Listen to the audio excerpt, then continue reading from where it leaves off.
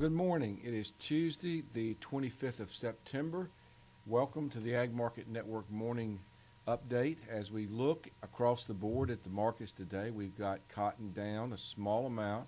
Grains are mixed. Outside markets are not showing anything dramatic. Global stock markets are also mixed. I'm looking at Asia closed down.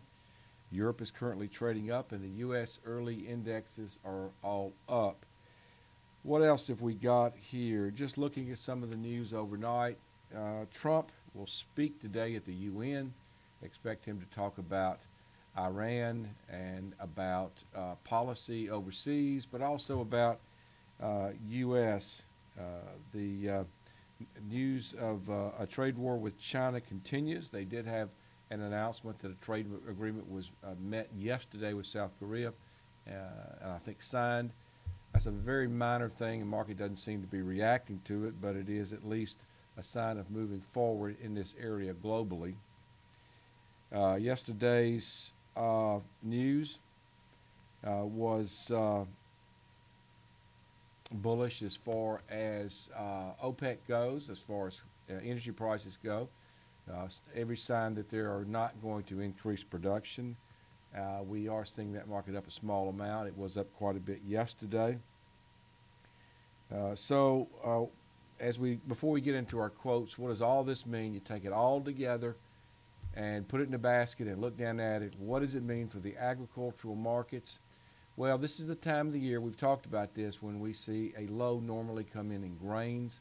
I think that's probably on schedule. You can talk about the bigger crop, you can talk about trade sanctions, but that probably is in this market. We've moved to these substantially lower levels, so I think that this market has a chance from in here, as the low usually comes in the 1st of October, but you can just create a 2-week window, a week before or a week after. There's a good chance we'll find a low down here, and the tendency is to move up through the winter into the spring.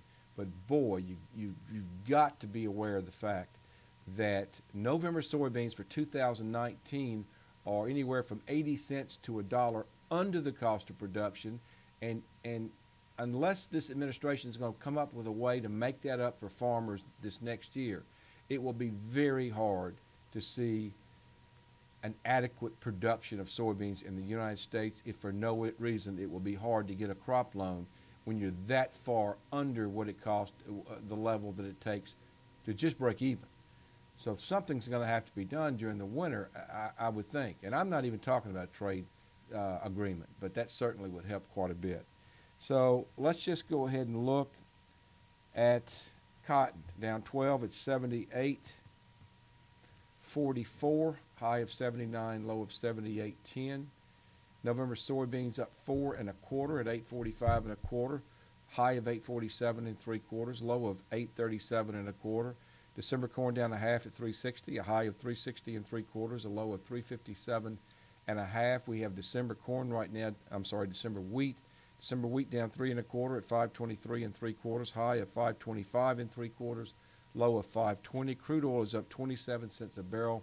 That's in November crude at 72.35. The dollar's down a small amount, down 10. Gold up 1, silver up 2, and the S&P futures index is up 7 right now. Let's see if we've got a crop.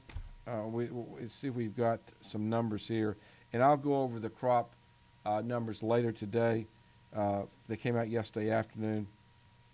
And we've got the 25th consumer confidence at 9 o'clock. API energy stocks, and this will be important, at 3:30. FOMC meeting starts today and goes into tomorrow.